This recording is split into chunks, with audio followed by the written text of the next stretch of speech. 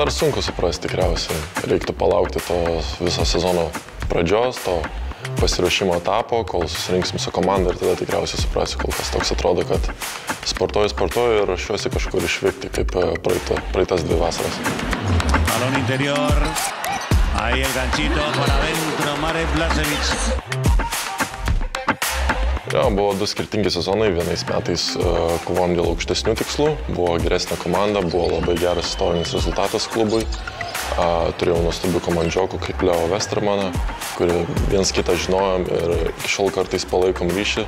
Jis man labai daug ir padėjo ir aikštelė, ir už aikštelės ribų, padėjo adaptuotis tam legionieriaus žaidimo būdui ir gyvensenai. O antrais metais buvo sudėtingesnė situacija klubui.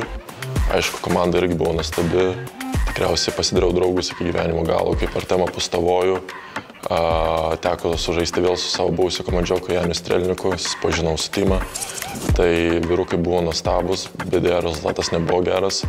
Vėlgi buvo kitokia patirtis, kovojom dėl išlikimo, dėja nepavyko, bet 2 visiškai skirtingi sezonai, visiškai skirtingos rolės komandoje buvo. Tai, sakyčiau, gera patirtis. Spektakular Marek Blažević. Tai iš pradžių buvau atvykęs, žaidžiau tik 5 pozicijoje. Pradžioje buvo tokia duobelė, buvau pasilgęs namų ir visko, tai buvau iškritęs iš ritmo, bet antra sezono pusė buvo geresnė. Ir man ir pačiai komandai dėja nepavyko galbūt užimti tos pozicijos, kurios norėjom. O tada antrais metais atvykęs iš pradžių žaidžiau 5 pozicijoje ir tada didesnę dalį praleidau 4 pozicijoje, kuri irgi buvo iš pradžių, jaučiausi tikrai nelabai patogiai, bet sezoną užbaigiau geriau, tai tikiuosi, kad ateityje nebus tokių amerikietiškų kalnelių ir bus viskas lankščiau ir nebus tokių didelių duobių. Blažević leđima pokušava završiti.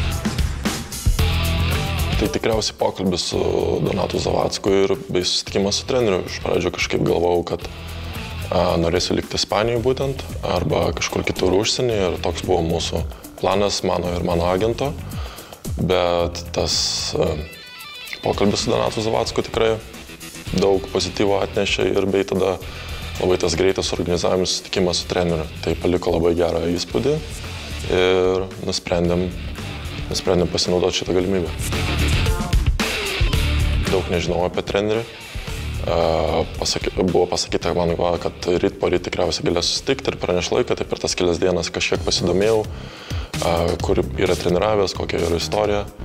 Ir tada tiesiog labiau viens su kitu susipažinom, pakalbėjom apie krepšinį, apie požiūrius į sportą ir darbo etiką. Toks susipažinimas buvo kažkiek, pabendravom apie mano žaidimo stilių, kas jam patinka, ką jis norėtų, kad pakeiščiau ir viskas. Toks buvo labai geras pokalbis. Tai manau, paskutinius 2 metus turėjau didesnę tokią ramybę nuo to žiniasklaidos.